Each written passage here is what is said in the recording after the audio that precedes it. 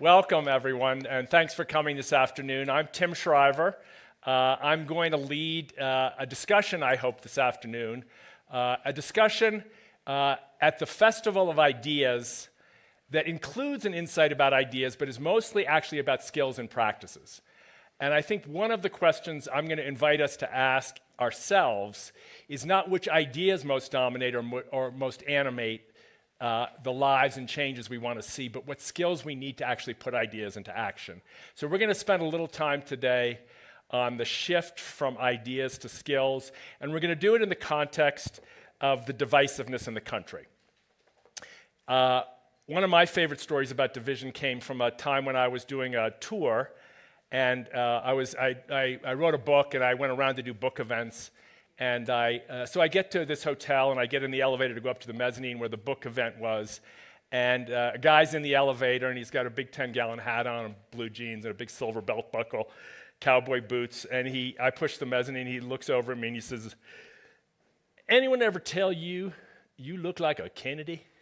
And I was on a short ride and sort of distracted and getting ready to go. So I said, the door opens, and I said, I've heard that before. And he said, "Well, that must really piss you off, eh?"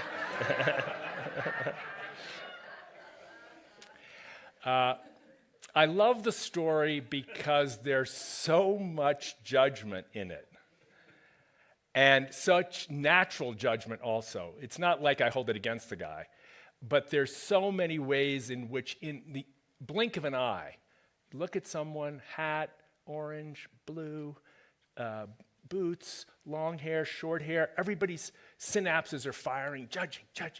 Who's she? Who's he? What they're up to? Who are they? Where are they coming from? What are they good for? The synapses are firing. We judge books by their covers. It's almost involuntary.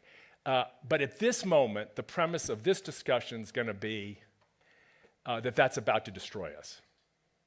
That impulse, unbridled, is by itself about to destroy us. We're going to talk about the idea that democracy is inherent to the United States, that democracy depends on debate. That's the purpose of democracy, is to invite discussion and debate. Everybody has an opinion, everybody gets to vote, is a sacred being, maybe even, in some contexts. But the premise is you have to allow the exchange of opinions, and you can't have the exchange of opinions if the culture is dominated by hatred and contempt. And so we have an existential question in the country that is not about policy issues or about politics or about outcomes. It's about what we will refer to in a minute as contempt. So here's my favorite role model for what we're about here. I had the privilege of seeing Bishop Tutu, Archbishop Desmond Tutu, who died recently, was the great architect of the anti-apartheid movement in South Africa, Nobel laureate, and importantly, an architect of the truth and reconciliation response in the post-independence South African context. Not the revenge response, not the redivision of wealth or boundaries or other response, but the truth and reconciliation response. Historically, I think unique in world history, that a country would be freed of the shackles of overwhelming oppression, and the new leadership would architect its challenge as truth and reconciliation and healing. So I got to see him give a talk in Davos. This was about 15 years ago. And the question gets up at the end. He says, "Archbishop, you are so happy. You talk about all these wonderful things. Don't you have to admit, look around the world. Look at all the evil. Look at all the carnage. Look at all the oppression. Don't you have to admit that evil is more powerful than good?" And he had this wonderful, I don't know if any of you have seen him on tapes or seen him when he was alive, and he had this sort of glimmer and a glint in his eye. "No," he said, "no, evil is not more powerful than good, but it is better organized." So the question I want us to sort of work on here for a minute is, and maybe that's what this whole festival is about, how do you get people organized for positive outcomes, right? Not how do you let the negative outcomes dominate just because they're bigger and more powerful and more well-funded, but actually how do you organize an alternative force? So I'm going to give you 2 minutes of background on me. So this is my mom. She was one of 9 children. She was born in the early part of the 20th century together with 8 brothers and sisters. She's most well known, not for anything she did, but for who she was related to. I know the feeling. Stephanie just came up to me and said, "You're so lucky to have a sister named Maria." I'm like, "Yeah, I know." But my mom was most well known because she had a brother who was president of the United States, President Kennedy, and two brothers who were senators and both ran for president, all kinds of other things. And the women and the rest of the family were they were the sisters of, right? Oh, you're the sister of, or I'm the nephew of, and those famous people. But in that same family was a person with an intellectual disability, my Aunt Rosemary. And Rosemary was born before the Supreme Court's decision in Buck v. Bell that allowed the legalized forced sterilization of women in institutions, women with intellectual disabilities in institutions. This is in 1927. The decision was famous for the line Oliver Wendell Holmes wrote, which is, "3 generations of imbeciles are enough." So the eugenic movement in the United States was very active when my Aunt Rosemary was born, and my mother grew up with a sister that the world hated. I'm going to put it that way. And she loved. So did all of her brothers, by the way, but she took this quite personally and decided early in her life that she knew something to be true that the world didn't see. She didn't have to read a book about it. She didn't have to study. She didn't need to study. She didn't need an analysis of variance to question. She knew that her sister had gifts, right? She knew she enjoyed sailing with her sister. She knew she traveled with her sister when they were in their teen years. They went to Europe together. They had fun. They went to parties. And the world had no school for her, no doctor for her, no job for her, no religious instruction for her, no therapeutic intervention for her, nothing, nothing. My grandmother would say, there was nothing for Rosemary. Nothing, nothing, nothing. So my mom in this picture is starting a summer camp. This little boy came from an institution in 1962 in suburban Maryland. And because there was nothing for those children in those institutions, she started a camp. She called it Camp Shriver, and she taught swimming to children with intellectual disabilities in that camp. This is, not to overplay the history, but, at this moment, President Kennedy is downtown. I don't know who he's entertaining or listening to, but he wasn't, in a bathing suit, and he wasn't with a child from an institution in his own backyard pool. She saw this as the critical work of revealing the organizing for, Bishop Tutu says good, organizing for revealing the dignity of children who had that dignity denied. I ended up working in the Special Olympics movement, still do, for 25 years. This is my favorite picture. This is Ajara Silla. She's on the award stand. This oath is what became the Special Olympics movement. It was started later in 1968. Now has about 6 million athletes in 190 countries around the world, volunteers and so on. And every time there's 100,000 games a year, so that swimming lesson in 1962 produced a kind of a groundswell of action and motion to allow the dignity of people who are continually denied dignity, the chance to meet and be seen for who they are. Great service models, all run by volunteers. Ann Mora knows this so well. Every competition starts with, let me win, but if I cannot win, let me be brave in the attempt. And Ajara is here, and sometimes if we had more time, I'd let you just spend time with her in like a minute or two of silence. Because I don't know if you can see, but she's on the 7th. She finished 7th in her race. And you have to ask yourself, is she waiting for anybody's approval? Is she disappointed in who she is or how she finished? Is she comparing herself to someone else who's had a better time? My answer would be none of that. She's done her best. She's given her all. She's beyond needing everybody's approval. Never was offered in the first place. Not a condition for her happiness or contentment. And so you see, again, organizing for good. Here's a role model. Organizing to show us, in at least me, the inner work of freedom. There's political work and freedom, but there's also inner work and freedom. And if she's 12 years old in this picture. So there are ways in which we can organize. I ended up going into the education space, and I won't spend too much time on this, but my mentor was a guy named Jim Comer, who's still teaching at the Yale Child Study Center. And his point was that the problem in schools wasn't time on task and wasn't necessarily the training of social workers or psychologists. It was that teaching and learning is not definable as a transaction between one brain and another, but is instead a relationship, a constructive act of shared meaning-making. So he launched a field that we continue to work on today. I was very proud to be a part of it. Jim launched this field called social and emotional learning. Again, won't spend time on this, but the core dimensions of social and emotional learning are worth noticing because what they're trying to do is we try to teach children self-management and social skills and relationship skills and social awareness and decision-making skills. Why? Because they're the critical building blocks of powerful relationships. And if you want to organize for good, you've got to organize for shared goodness. You can't do it any other way. There is no solitary good, in my view. It just doesn't work that way. So there are these models that came to me, in my life at least, where I start to see, wow, there's one underlying message that comes through all of this. And it's that if we want to organize for good, as Bishop Tutu said we should, we've got to take seriously the work of elevating each other and building the relationships that bring us together. So fast forward to today.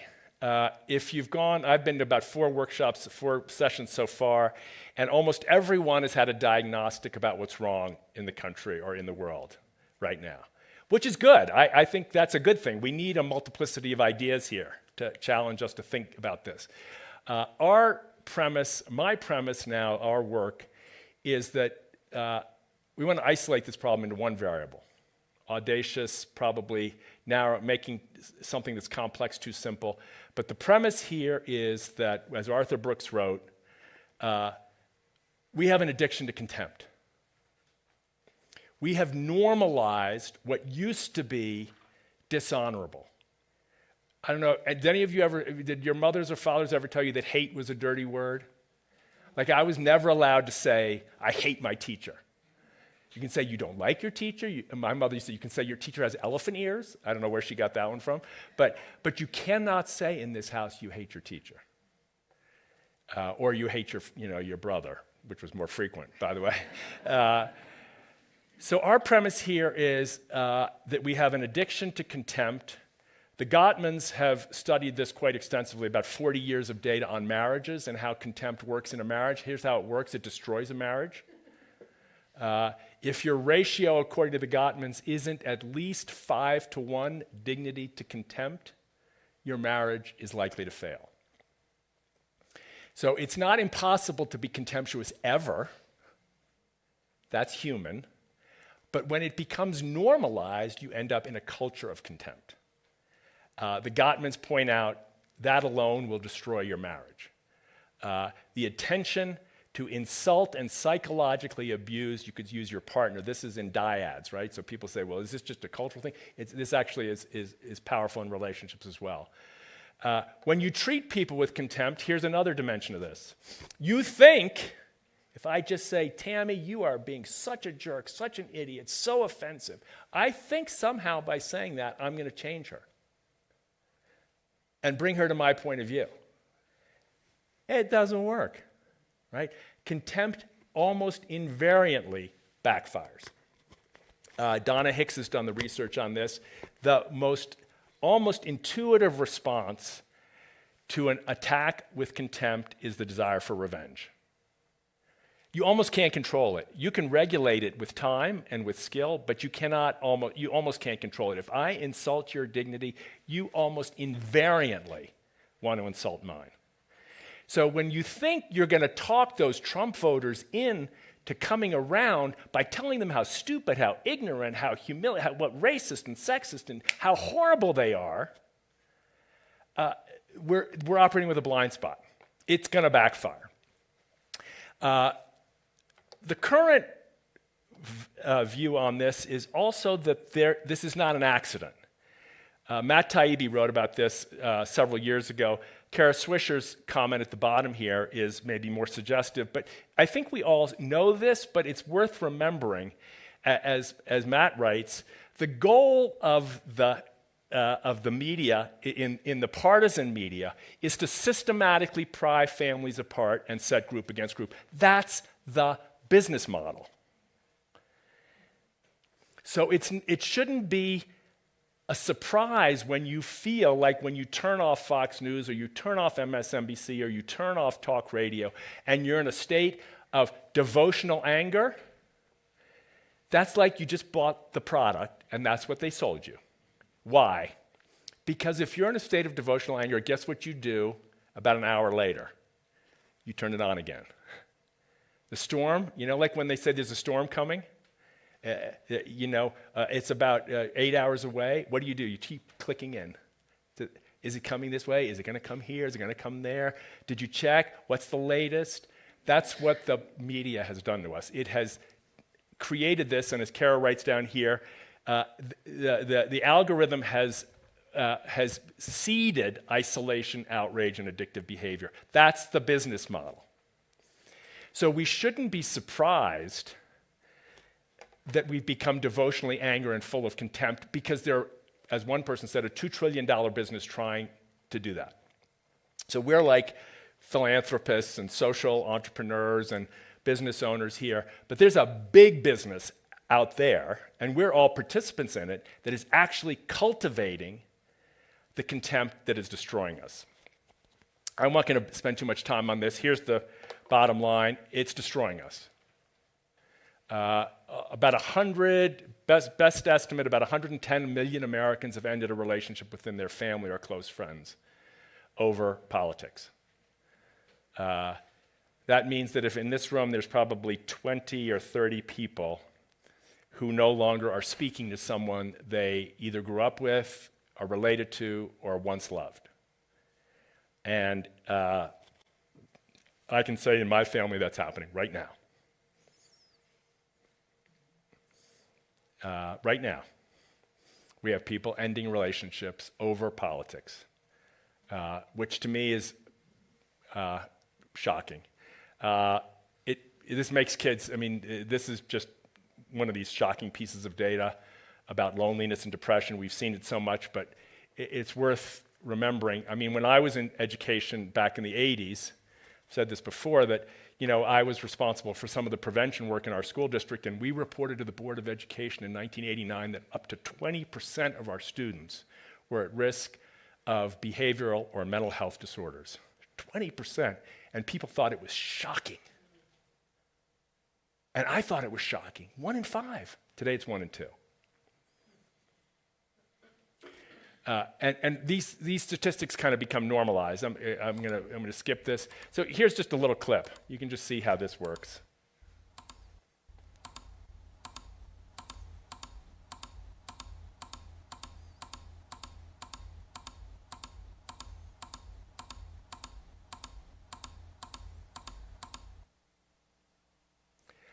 If you're on social media, that's the risk that you're facing every day. If you're not, people you are close to are. And tragically, the people that are most on it are the most vulnerable, the youngest. So this, and the fact that this is fed to you, you just shouldn't be, no one should be surprised by it. I'm going to say one more thing about my family.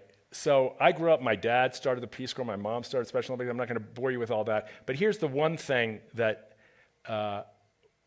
I believed deep in my heart, and that was that no matter what the problem was, I grew up in the civil rights and women's movement and peace movements and related stuff. No matter what the problem was, I was taught that the United States could solve the problem. We could do it. We were unyielding to snark and cynicism. That was the only value that was not American, was cynicism. Americans made thousands of mistakes, but cynicism wasn't one of them. For the first time, about 6 months ago, Pew found that a majority of Americans no longer believe the country can solve its problems. The first time it's been more than 50% since it's been measured. So this decline and this arising of contempt I'm going to skip through all this. So you say, well, is this different? This is the end of the lead in here.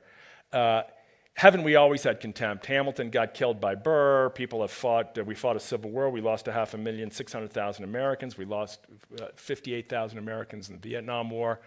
2 million people in Southeast Asia died. We've been involved in divisive problems before. I don't think this is the same. I think that the combination of the algorithm, of the constant presence of social media, of the weaponizing of money and power around contempt in politics, of the monetizing of devotional anger in the media, and the decline of religious and civic institutions put us in a position of unique risk. The risk that people become brokenhearted, live in fear, and lose their hope for the future. A great spiritual leader, a woman named Roshi Joan Halifax, said to me about a year ago, she said, the country is grieving, but the thing it's grieving the most is the loss of hope. That's a hard one to beat. You can recover from a lot of things, but I think we can recover from this. So here's the solution. It comes back to what I learned watching my mom in that pool. Donna Hicks, who worked with Bishop Tutu and had worked also on in Northern Ireland in the reconciliation work there, worked with people who had been on the opposite sides of killing each other's family members and the like on the truth and reconciliation work. Her book is called Dignity, and she argues that the way to restore hope and trust is to treat people with dignity. No matter what the wound is, that you can recover from it when you treat people with dignity. Richard Rohr, coming at this much more from the spiritual or psychological point of view, comments that for the planet, for all living beings to move forward, we can rely on nothing less than an inherent original goodness and a universally shared dignity. Dignity has two qualities that are a little bit different from things like respect or civility. People want more civility, more decency, more calm, cooler heads, all good. Dignity is inherent and it's universal. I can't take it from you. You can't lose it. Nobody doesn't have it. Right? So it's a different quality. A person on death row can be treated with dignity. A newborn baby can be treated with dignity. Everyone can be treated with dignity. Doesn't mean you have to agree with them. We'll get into that a little bit. But dignity is universal and inherent. You don't lose it no matter what you do. And no one else can take it from you. So, again, I'm going to skip some of this. Emmanuel Cleaver said to us when we were working on this and sort of coming around these questions took us a couple of years to get to where we are here. He said, that's fine and well. This is what most politicians say to us, which is that's fine and well. Nobody wins by doing that.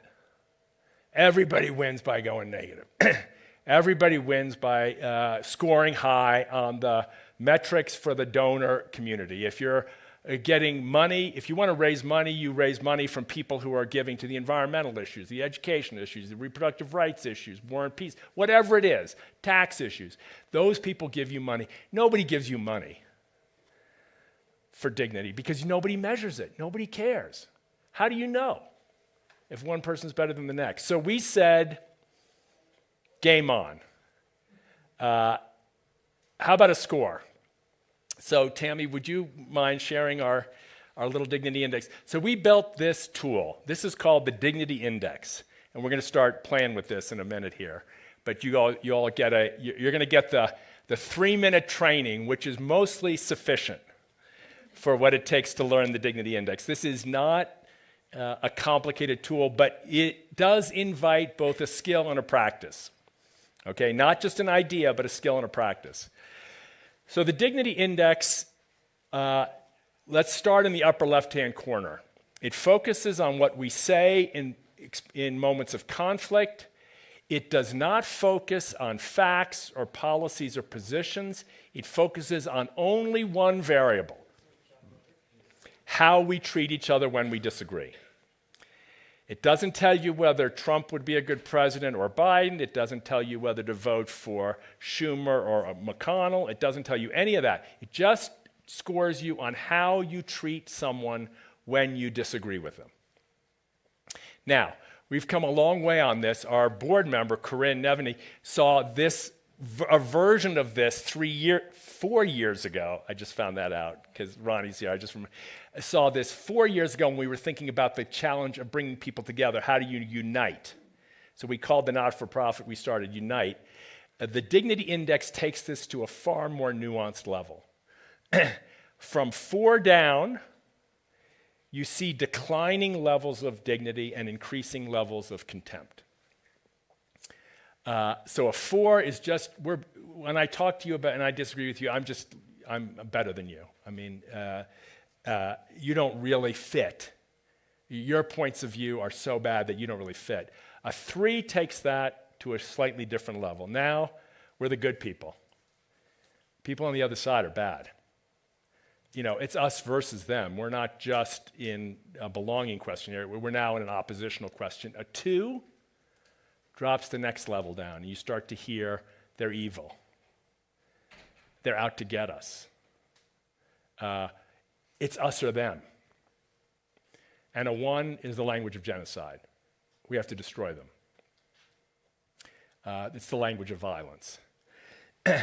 When you get to the 5 and start to go up, the scores will show increasing levels of curiosity and openness and dignity. You go from being curious about what the other person thinks to really want to talk to the other person at a 6, to actually seeing yourself as only making it with other people at a 7, and then in an 8, you're like, I don't care, no matter what you've done, no matter who you are, I see your dignity. I see something in you that I see in myself. Does anyone know that beautiful graduation speech from Howard Thurman, The Sound of the Genuine? Does that ring a bell? I should bring the quote. But he has this beautiful, Howard Thurman, who was a great mentor of Dr. King's. I should put this in this presentation for number 8. This beautiful, he gave the graduation speech at Spelman College, I think about 1960-something, where he writes about when you hear the sound of the genuine, your own genuine sound, that's what makes life worth living. And when you hear it, you can hear the sound of the genuine in someone else, because when you hear the sound of the genuine in one person, you can hear it in anyone. That's an 8. Okay? So the first quiz, not to be divulged and not to be shared with your neighbor, so you can be honest, which is not so easy sometimes. Write a sentence in your mind. If you're a left-wing person or a Biden-type person, fill in the blank that says Trump voters or Trump is, fill in the blank, and then score what you put in. Okay? Or you can look down and look at the scores and fill in which one you think Trump is. And if you're a more conservative voter, fill in the blank by saying Biden is or Biden voters are, and then fill in the blank how you would typically characterize them. So I've done this a couple times, so I know I'm not going to ask you where you land unless you want to volunteer. Does anybody want to volunteer where they land? I'm looking at a 5. You're a 5. I'm looking at a 5, a conservative 5. Yeah? Okay, good. Good, that's good. Anybody else want to? Yeah. I'm just curious. My word was dangerous, and I just don't know how to score that. Your word is they're dangerous? They're dangerous. They're dangerous. That's between a 3 and a 2. Yeah. They're dangerous. Anybody else? Yeah. I'm a very loving person, and I am humbled to say I'm a 1. A 1. I was having lunch the other day with a friend of mine. I asked her the question, and she said, well, when it comes to Trump, I'm a 2, but I'm an 8 kind of person. So a 1 is pretty low. It's pretty low. I'm just saying, it's pretty low. Anybody else want to? Yeah. I think last year I would be a 3 with the Trump voters, but when you do a lot of reading and attending conferences, it will be a 5 too. A 5. Yeah. Good. So most people are like between a 3 and a 2.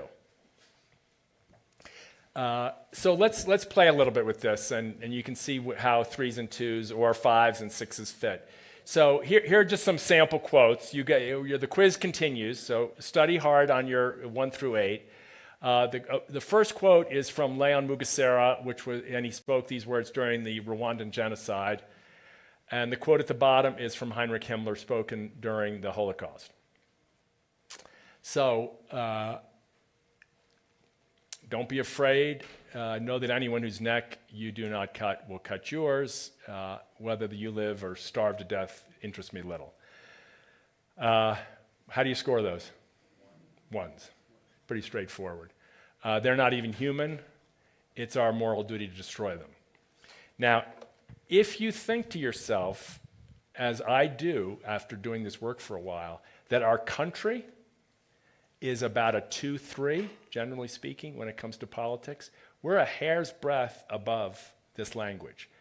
So when people respond violently, we should not be surprised if we use this kind of language. Amanda Ripley has written beautifully about this. This language incites violence, not just one language, but 2 and 3 language, stimulates the desire to be violent. So it's not simply your own kind of private language when you say they're horrible, they're demonic, they're just disgusting human beings. Don't be surprised when someone picks up a gun and either tries to shoot you or shoot someone else. The language itself contributes to the explosion of violence. All right, here's Mrs. Clinton. No bias here. By the way, I should have said this scale has been normed and validated over a 2-year period, so we can score objectively regardless of what political party you're from. So here's Mrs. Clinton. Many of you will remember this quote. Just to be grossly generalistic, you could put half of Trump's supporters in what I call the basket of deplorables, right? Corinne, will you read the rest of this? Sexist, homophobic, xenophobic, Islamophobic, you name it. And unfortunately, there are people like that. And he has lifted them up. He has given voice to their websites that used to have only 11,000 people. Now they have 11 million. He tweets and retweets their offensive, hateful, mean-spirited rhetoric. Now some of those folks, they are irredeemable, but thankfully they are not America. How do you score it? Anybody else? So we give this a 3. The reason you don't give it a 2 or a 1 is there's no call to destruction. They're close to evil. I would say it's a low 3, but they're not evil. They're just deplorable. They're bad, right? So you can see here the 3. Now, one of the interesting things about this quote, and I don't mean to pick on Mrs. Clinton, that's not the point here, but this quote became quite famous, and it maybe hurt her in the election, who knows, I'm not smart enough to know. But it became quite a characterization of her as a candidate. And when she wrote her book, she said, when I said these words, I don't know if anybody read it, everybody attacked me, but she said, it's true. And then she cited data. And she had polling data and self-reported data that showed all these characteristics were true of Trump supporters. So this is one of the common responses to the question around contempt. Well, what if it's true? Why shouldn't I? So the dignity index doesn't tell you whether it's true or not. It just tells you how you're characterizing people, right? It just tells you, are you demonizing people? Are you alarming people to get your supporters? Are you getting more or less contempt at the end of the day? And the truth, I'm sorry to say, of the impact of this kind of speech is that it doesn't work, right? You can cite all the research to say it's true, but what happens to those people when you treat them that way? Guess what happens? Hardening, increased anger, no movement. A politician's supposed to try to be winning votes. This is a guaranteed strategy for ensuring that you have revenge on the minds of people you're trying to convince. All right, we're going to play a little bit more. This is John McCain. Any volunteer readers? Come on, big. Yeah, go ahead. Thanks. Will you? We keep trying to find a way to win without help from across the aisle. What we have to lose by trying to work together to find, or what do we have to lose to work together to find those solutions? We're not getting much done apart. I don't think any of us feels very proud of our incapacity. Merely preventing your political opponents from doing what they want isn't the most inspiring work. There's greater satisfaction in respecting our differences, but not letting them prevent agreements, made in good faith that help improve lives and protect the American people. The Senate is capable of that. We know that. We've seen it before. I've seen it happen many times. And the times when I was involved, even in a modest way, with working out a bipartisan response to a national problem or threat, are the proudest moments of my career and by far the most satisfying. Well, you read beautifully. Okay, so now this is not an obvious one. Take a look at your scorecards here and see if you can take a guess as to where you'd score this one. 6?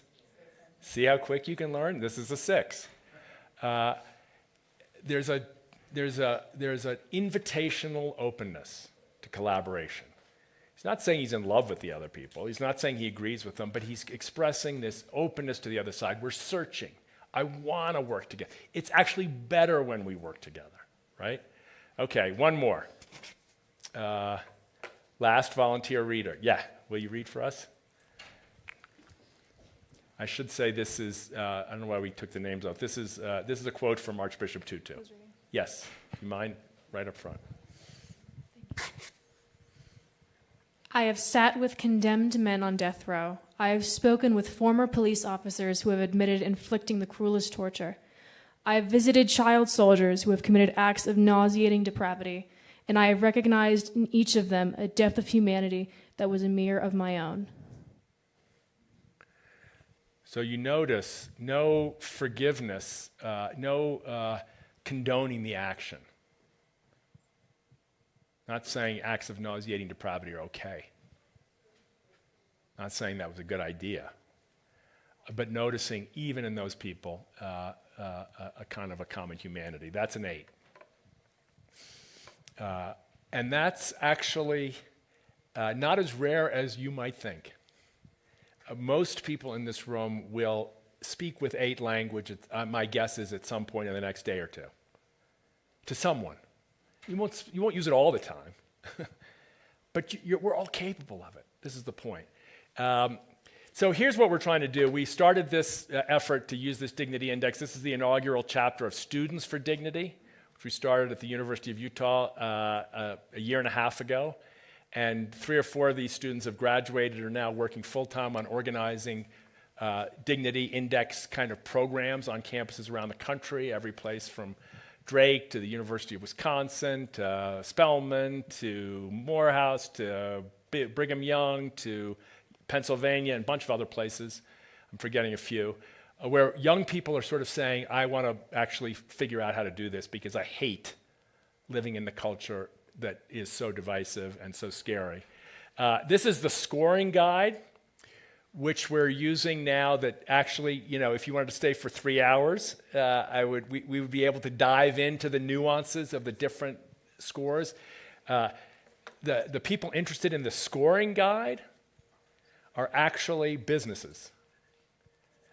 We're beginning to train large corporations, workforce, because businesses are saying, we want to be able to incorporate this kind of culture, teamwork, respect for differences into our workplace, and this seems like a pretty easy way to actually do it kind of quickly. So this is kind of like, you just see that there's a detail like a 4. You start to really understand the difference between a 4 and a 3 and start to really see yourself and the differences between the 4 and a 3. So, Are you just going to keep going? okay, here's a couple of examples. I want to answer my question. You know what? I kind of feel like I need to go to break right now. Well, let me. Maybe. No, she's ready to answer the Well, because I can't hear anybody saying anything. It's hard when you're being interrupted. I know. So maybe we need to just figure out how we do this again. Let's have this break and let's figure out how we're going to make this work. We'll be right back. Score whoopee while we're going to the next one. These come quickly. So you have to score these in your mind's eye, and we'll come back to this.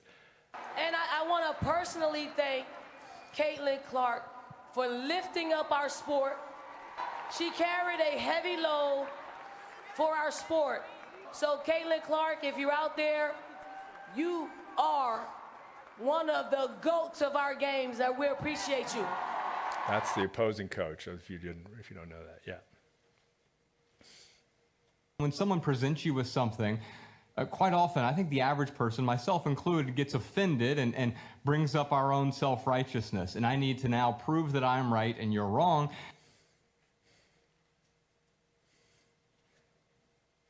You should be able to understand where other people are coming from without fully agreeing with them. And you should be able to understand that people can arrive at different conclusions because of their own life experiences. The starting point is curiosity. If you preach at someone, they might be defensive. If you come to them with non-judgmental curiosity, just trying to learn, they open up their hearts and their minds to you and they give it to you.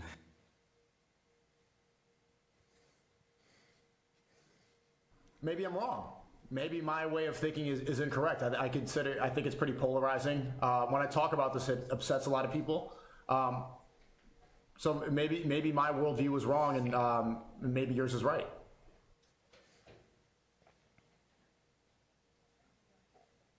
So heated. Yeah, where it looks like you caught Big Red off guard a little bit. As he said, I got him with a cheap shot. You know what? He just wants to be on the field and he wants to play. And so there's nobody I get better than I get him. He's a competitive kid, and he loves to play, and he makes me feel young.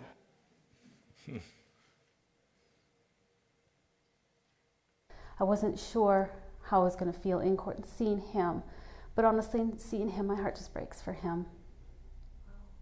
He has a wife sitting behind him. He has a family sitting behind him, and his life is turned upside down from all of this too. The last one is one of those ones where, we see that kind of forgiveness rarely in the world. But it's so, at least to me, I've seen that clip a dozen times, it still moves me. Anyway, we just show you these just to give you a sense of the options, right? And that there are role models for these options all around us. It's not as though we're stuck. Like, I think there's this perception that there's nothing we can do about the contempt in the culture. There's nothing we can do. Their forces are too big. But actually, there is, the premise here is that good practices are potentially ours. Here's an example of how blind we often are and why the Dignity Index is so powerful for people. This is President Biden in the same speech. In the same speech. They thrive on chaos. They live not in the light of truth. They're in the shadow of lies. MAGA Republicans are committed to destroying American democracy. And America guarantees that everybody is treated with dignity. Right? So we don't think anything of this. Oh, we think that was a great speech. And the reason is we don't often see our own contempt.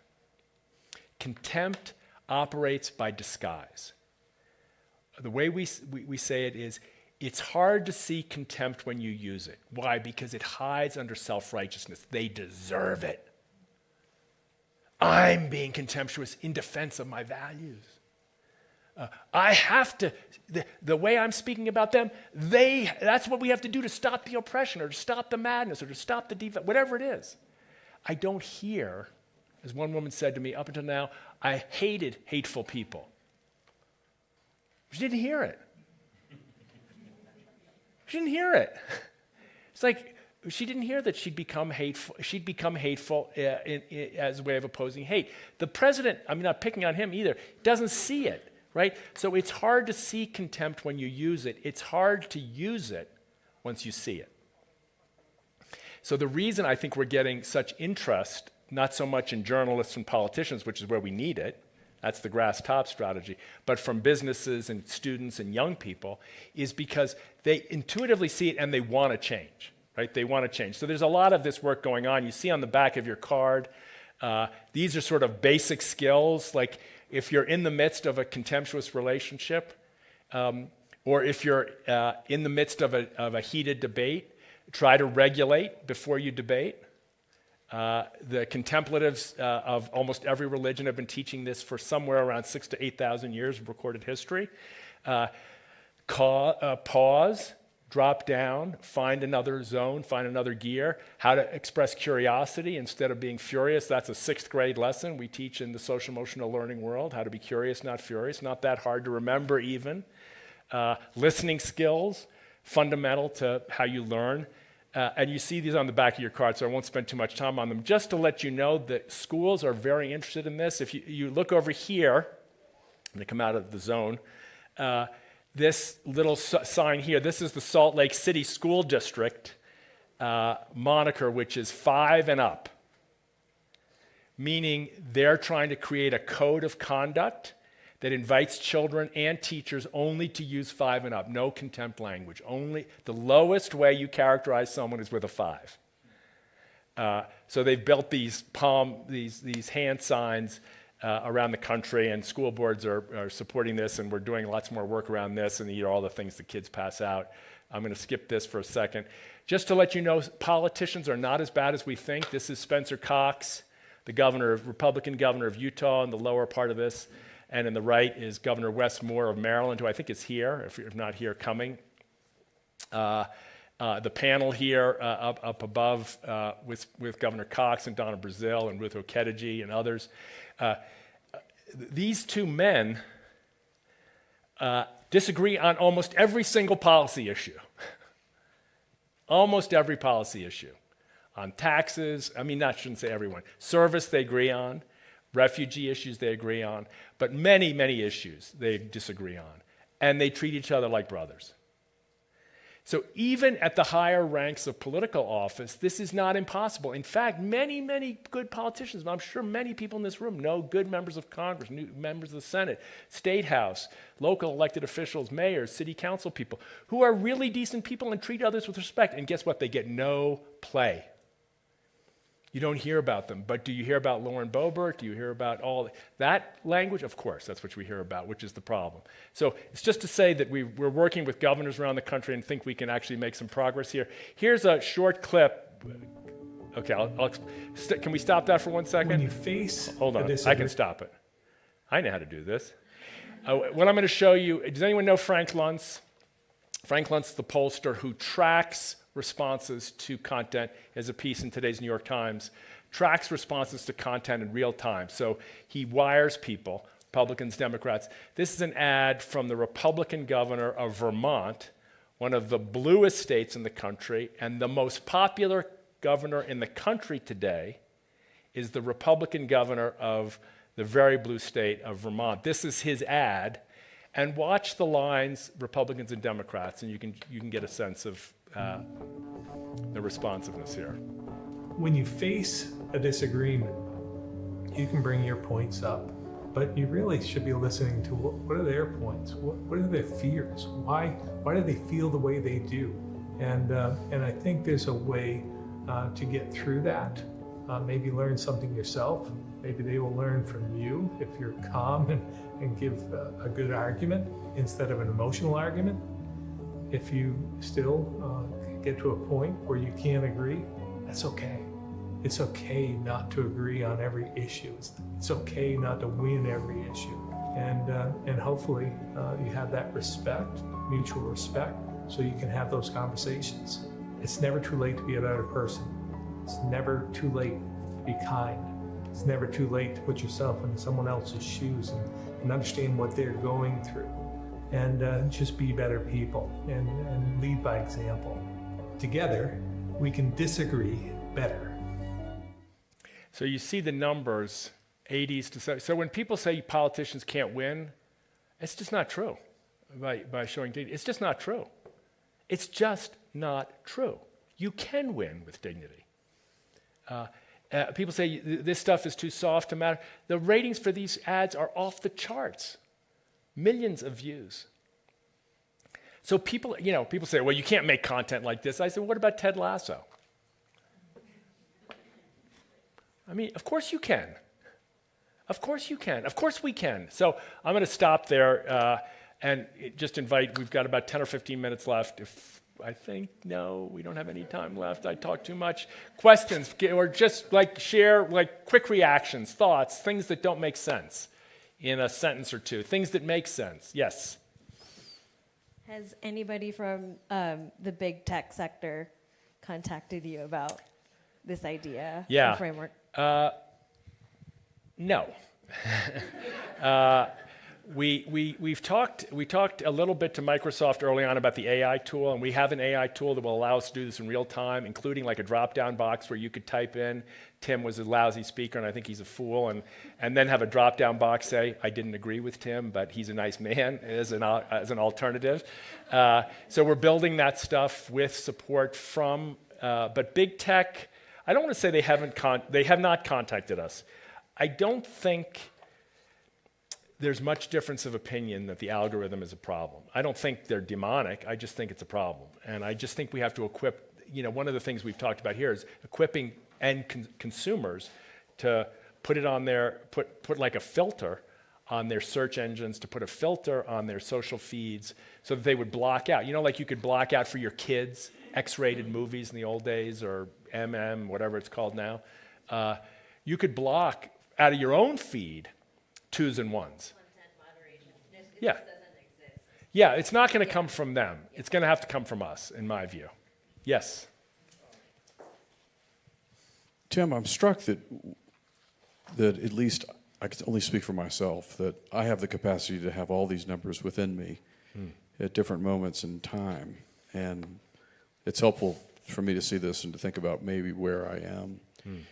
But I would like to ask you from an historic perspective, when you think about, let's just say, the Judeo-Christian tradition, there seem to be different moments when at least a select group of people thought that these different numbers were appropriate for what they were dealing with. Yeah. So if we think of the prophets, if we think of...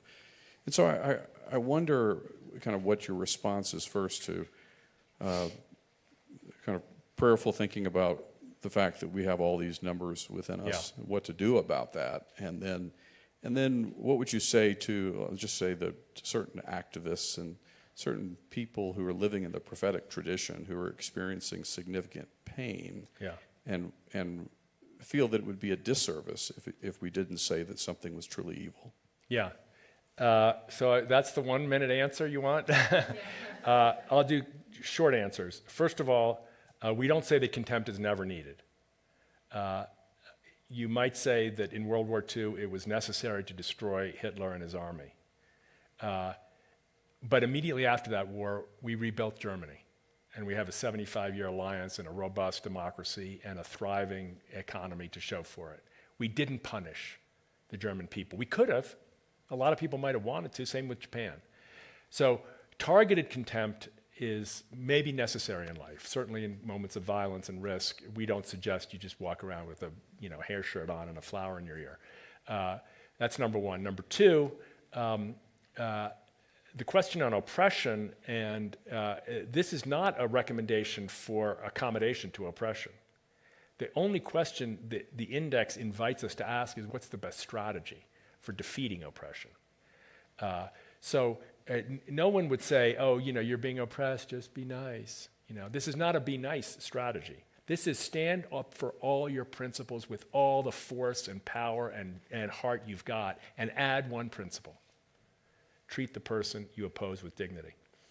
No compromise on right and wrong, justice, injustice, oppression. So that's number two.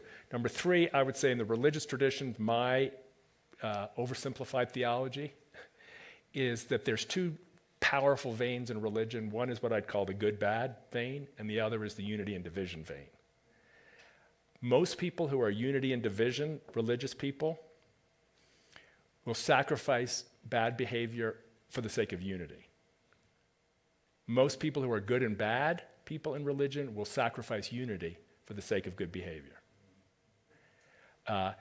They're not completely separate, but the prevalence or the priority one places the factor load.